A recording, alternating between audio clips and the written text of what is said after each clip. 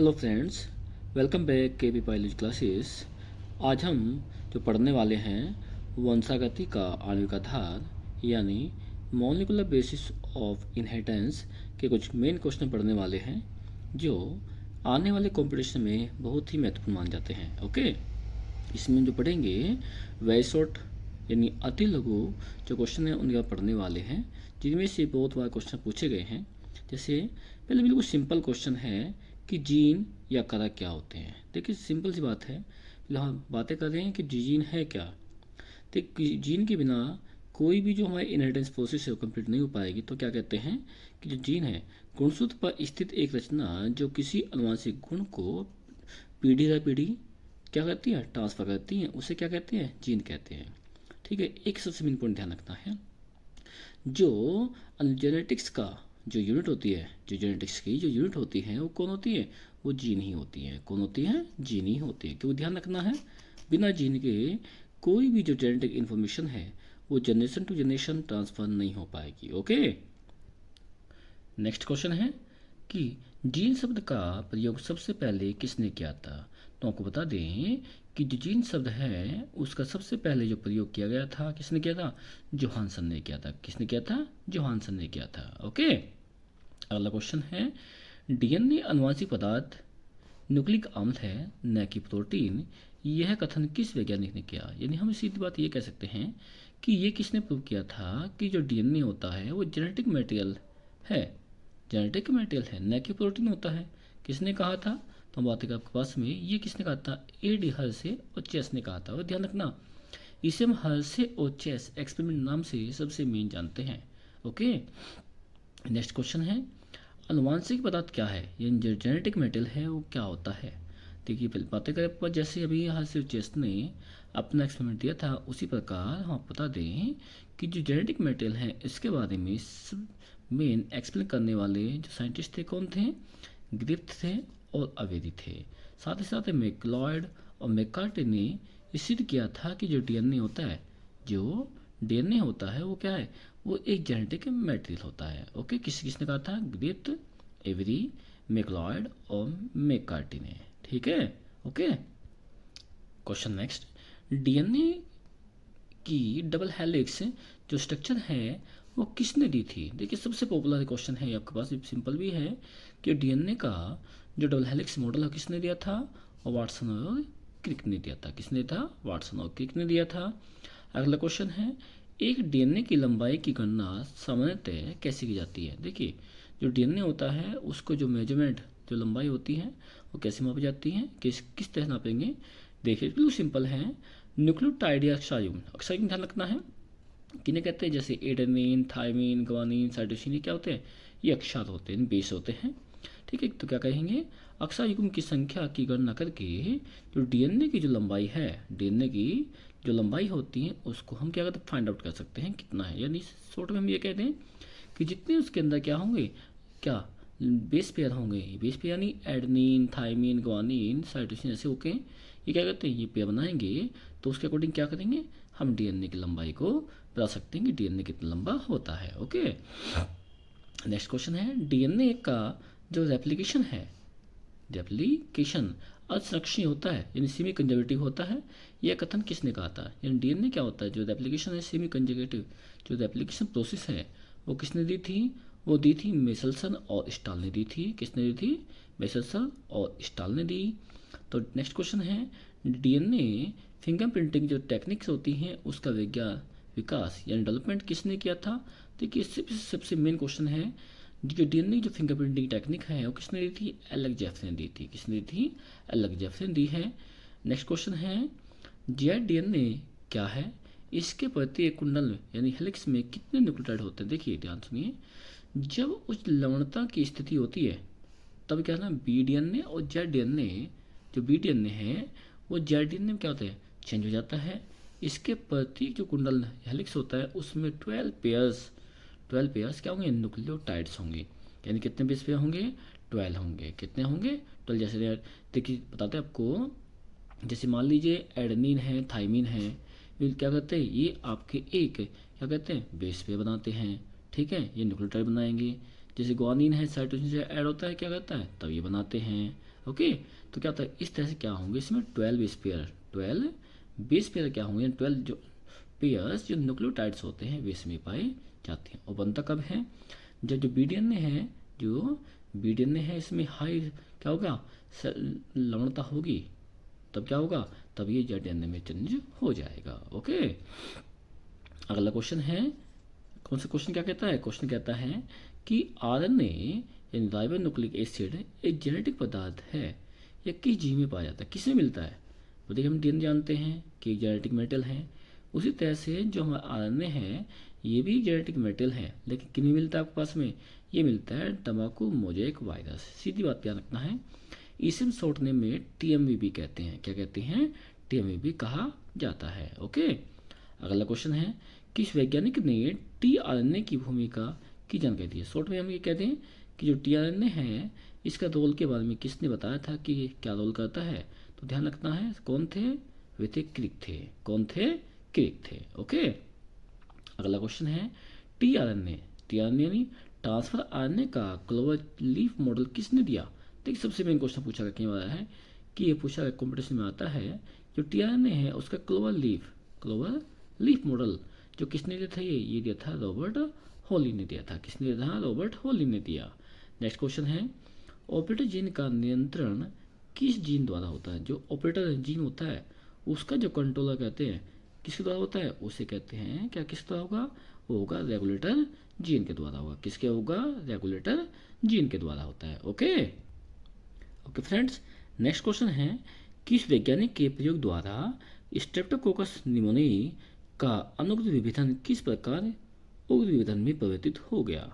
यानी कौन से वैज्ञानिक ने बताया था कि जो स्ट्रेप्टोकोकस निमोनिया है क्या होता है, वो क्या होता है, वो अनुग्ध विभेदन क्या होता है, उग्र विभेदन में चेंज हो जाता है। तो कौन थे आपके पास में, कौन थे, वे थे ग्रिफ्ट, कौन थे, ग्रिफ्ट ने अपने प्रयोग द्वारा बताया कि जो उग्र विभेद है किसका, डीएनए का, वो अनुग्ध विभेदन के कैप्सूल के युक्त में बना होता है। ओके, बातें करते हैं, आपके पास नेक्स्ट क्वेश्चन है कि पारक्रमण क्या है, पारक्रमण क्या होता है। अब ध्यान सुनिए, पारक्रमण है क्या, कि इस क्रिया में जो विषाणु वायरस होता है, वायरस द्वारा जो डीएनए है, वायरस द्वारा जो डीएनए होगा उसका जो ट्रांसफर होगा एक जीवाणु से दूसरे जीवाणु में होता है।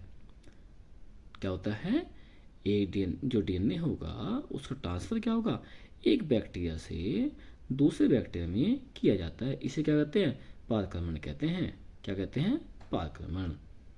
अगला क्वेश्चन है कि रेट्रोवायरस क्या है। रेट्रोवायरस जो होता है क्या है, देखिए ध्यान सुनिए, वे विषाणु जो व्युत्क्रम अनुलेखन में समर्थ होते हैं उन्हें क्या कहते हैं, हम रेट्रोवायरस कहते हैं। और एक ध्यान रखना आपके पास में, जो रेट्रोवायरस है ये जो और आता है आपके पास, जो सबसे मेन हमारे पास में है, आपने एड्स का नाम सुना होगा, क्या सुना होगा, एड्स। जो एचआईवी वायरस होता है आपके पास में, ध्यान एचआईवी बनता है आपके पास बनेंगे, उसके लिए क्या होता है आपके पास में, उसके लिए भी आपका ये जो रेट्रोवायरस होता है यही रेस्पॉन्सिबल होता है। कौन होता है, रेट्रोवायरस ही रेस्पॉन्सिबल होगा। ओके, नेक्स्ट है, ऐसी जीन जो सही प्रकार की कोशिकाओं में सक्रिय होती हैं वह कौन सी जीन होती हैं, उसे कहते हैं हम लोग क्या कहते हैं, हाउस कीपिंग जीन कहते हैं। क्या कहते हैं, हाउस कीपिंग जीन कहा जाता है। नेक्स्ट क्वेश्चन है, उस जीन का नाम बताइए जिससे कैंसर होता है। क्या होता है, उसे कहते हैं ओन्कोजीन। क्या कहते हैं, ओन्कोजीन कहा जाता है। नेक्स्ट क्वेश्चन है, कार्सिनोजन क्या होते हैं। देख ध्यान से, दोनों क्वेश्चन एक से बने हुए हैं, किससे, कैंसर से संबंधित है। पहले की बात की थी कि कैंसर बनता है किससे बनता है, जीन से, ओन्कोजीन से बनता है। दूसरा क्वेश्चन आया है, कार्सिनोजन क्या है, कैंसर कारक जो एजेंट होते हैं, कैंसर कारक जो एजेंट होते हैं उन्हें क्या कहते हैं, उन्हें हम कार्सिनोजन कहते हैं। क्या कहते हैं, कार्सिनोजन। हम ऐसे कहें कि जो कैंसर को, जो कैंसर फैक्टर होंगे, जो सीधी कहते हैं, जो कैंसर को फैलाने में क्या कहते हैं, हेल्प करते हैं, उन्हें क्या कहते हैं, कार्सिनोजन कहते हैं। ओके, अगला क्वेश्चन है कि डीएनए व आरएनए का संश्लेषण क्या कहलाता है। यानी हम कहेंगे जो डीएनए और आरएनए की जो सिंथेसाइज होता है वो क्या कहलाता है, उसे कहते हैं हम लोग क्या कहते हैं, ट्रांसक्रिप्शन यानी अनुलेखन कहते हैं। क्या कहते हैं, अनुलेखन।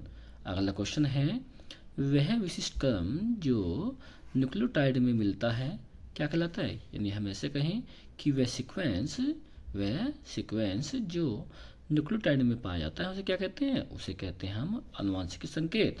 क्या कहते हैं, आनुवंशिकी संकेत कहा जाता है। ओके, क्वेश्चन नेक्स्ट है, कोड को परिभाषित कीजिए। कोड यानी ध्यान रखना इसे हम कोडोन या कोड भी कहते हैं। क्या कहते हैं, कोड या कोडोन भी कहा जाता है। ओके, देखिए क्या होता है, कोडोन क्या होते हैं कि नाइट्रोजन अक्षरकों द्वारा, नाइट्रोजन अक्षर यानी जैसे एडेनिन थाइमिन हो गया, नियमित त्रिकुट को एक विशिष्ट अमीनो एसिड में कुटित करते नहीं कोडित करते हैं। और एक ध्यान रखना जो कोड हैं या कोडोन होते हैं इन्हें हम ट्रिपल कोडोन भी कहा जाता है। क्या कहते हैं, ट्रिपल कोडोन भी कहते हैं। ध्यान रखना क्यों कहते हैं, क्योंकि इसमें जो भी एक कोडोन यानी कुट बनेगा वो 3 बेस से मिलकर बनता है, जैसे एडेनिन थाइमिन ग्वानिन हो गया। बट एक ध्यान रखना इसमें थाइमिन नहीं होगा, उसमें क्या होगा, थाइमिन के प्लेस पर क्या होते हैं, वो होते हैं यूरेसिल होता है। क्या होता है, यूरेसिल पाया जाता है। ओके, नेक्स्ट क्वेश्चन है कि आनुवंशिक कोड की खोज किसने की, यानी जो जेनेटिक कोडोन है उसकी डिस्कवरी किसने की थी, कोड की वो किसने की थी, नीलबर्ग ने मेथाइन ने की थी। कब की थी, 1968 में की थी, 1968 में। ओके, नेक्स्ट क्वेश्चन है, जीन की अभिव्यक्ति जीवाणु में कौन करता है, यानी जीन होता है वो बैक्टीरिया में जो करता है, अभिव्यक्ति करेगा जब दर्शाएगा कौन है, डीएनए और आरएनए दर्शाता है। कौन दर्शाता है, डीएनए और आरएनए।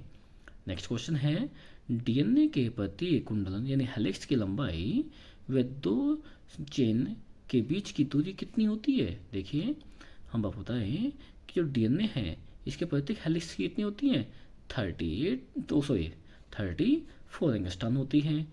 लेकिन 2 श्रृंखलाओं के बीच की दूरी कितनी आपके पास में होगी, जैसे मान लो हेलिक्स कितने श्रृंखला कितने कहते हैं, वह एक तो 5 to 3 होती हैं, एक 3 to 5 होती हैं। ठीक है, तो इसमें क्या 2 श्रृंखलाएँ हो चेन हो गई, इन दोनों के बीच की डिस्टेंस होगी वो कितनी होगी, वो होती है 20 एंगस्ट्रॉम, यानी 20 एंगस्ट्रॉम की होती है। देखो क्वेश्चन पूछा गया इस, ठीक है, कि पूछा जाता है कि 2 जो श्रृंखला होती चेन होती है डीएनए बनी होती है, ठीक है, जिसे हम स्ट्रैंड कहते हैं, ठीक है, उनके बीच की डिस्टेंस कितनी है, 20 एंगस्ट्रॉम होती हैं। कितनी होती हैं, 20 एंगस्ट्रॉम होगी। लेकिन जो प्रत्येक आपस में जो डीएनए के अंदर जो न्यूक्लियोटाइड है यानी बेस होते हैं उनके बीच टोटल कितनी दूरी होती है इसकी, 34 एंगस्ट्रॉम, यानी एक के बीच कितनी होगी, 3.4 एंगस्ट्रॉम की हो जाएगी। क्योंकि कुल मिलाकर कितना कहते हैं, इसमें कहते हैं कि 10 बेस पेयर आ जाते हैं। कितने मिलते हैं, 10 बेस पेयर। अगला क्वेश्चन है, किस वैज्ञानिक ने mRNA यानी मैसेंजर आरएनए की उपस्थिति की जानकारी दी थी, यानी किसने बताया था कि मैसेंजर आरएनए पाया जाता है, किसने कहा था, जेकब और मोनार्ड ने कहा था। किसने कहा था, जेकब और मोनार्ड ने।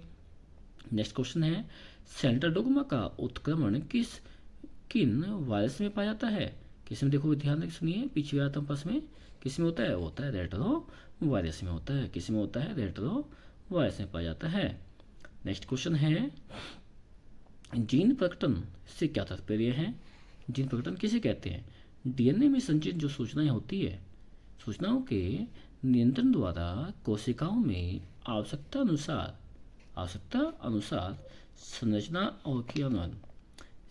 और क्रियात्मक क्या किसका, प्रोटीन के संश्लेषण को क्या कहते हैं, जीन प्रकटन कहते हैं। क्या कहते हैं, दोबारा सुनिए, जो डीएनए है, डीएनए संचित जो सूचनाएं होगी उनके नियंत्रण द्वारा कोशिकाओं में आवश्यकता के अनुसार क्या होगी, उन संरचनात्मक और क्रियात्मक जो प्रोटीन का संश्लेषण होगा उसे क्या कहलाएगा, वो कहलाता है जीन प्रकटन कहलाता है।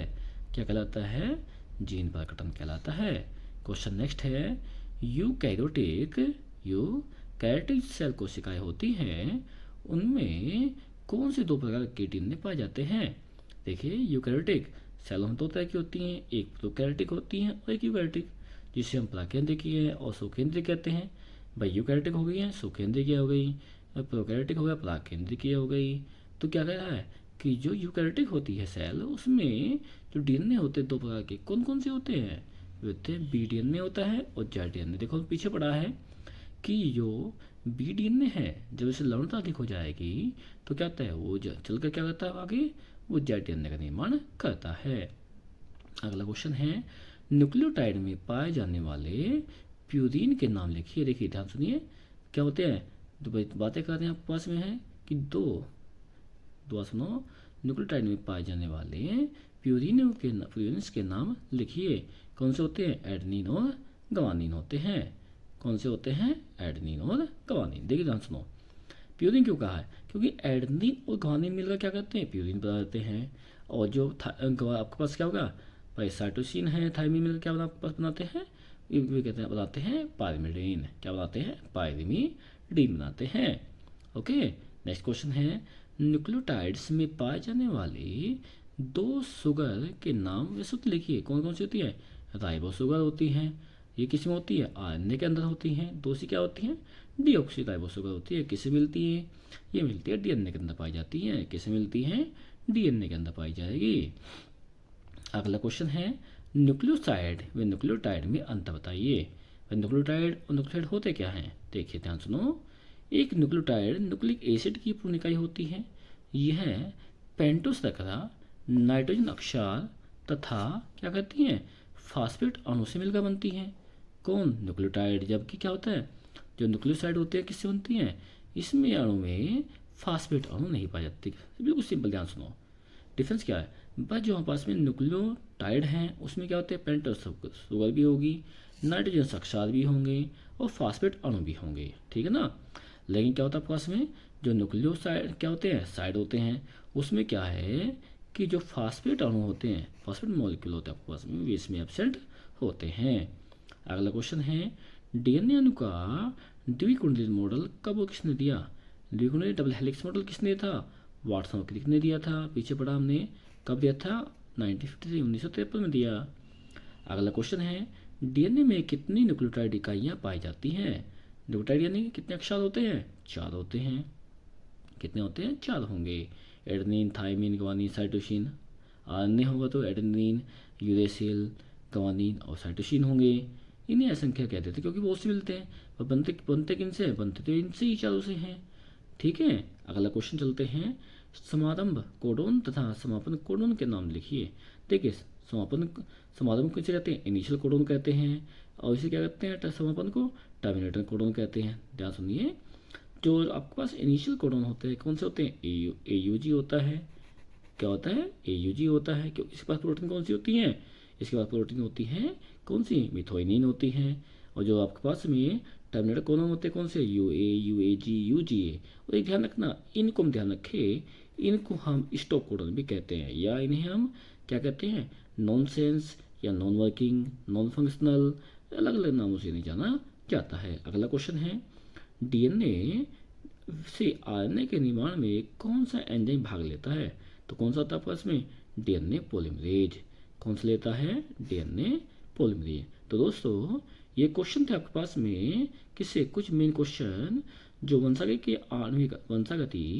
के आणविक आधार लेसन से लिए गए हैं, यानी मोलिकुलर बेसिस ऑफ इनहेरिटेंस लिए गए हैं, जिसमें बहुत से इसमें क्वेश्चन ऐसे भी हैं जो आने वाले कॉम्पिटिटिव एग्जाम के लिए बहुत ही महत्वपूर्ण है, क्योंकि एग्जामिनर इन क्वेश्चन को क्या, जो इससे संबंधित क्वेश्चन है, किससे, जेनेटिक्स से, जो हमारे बायोटेक्नोलॉजी संबंधित होंगे वे यहीं से ही लिए जाते हैं। आशा है कि आप सभी को ये क्वेश्चन समझ में आए होंगे। आगे भी ऐसे ही क्वेश्चन के वीडियो देखने के लिए चैनल को सब्सक्राइब करें और वीडियो को लाइक एंड शेयर करें। ओके, धन्यवाद।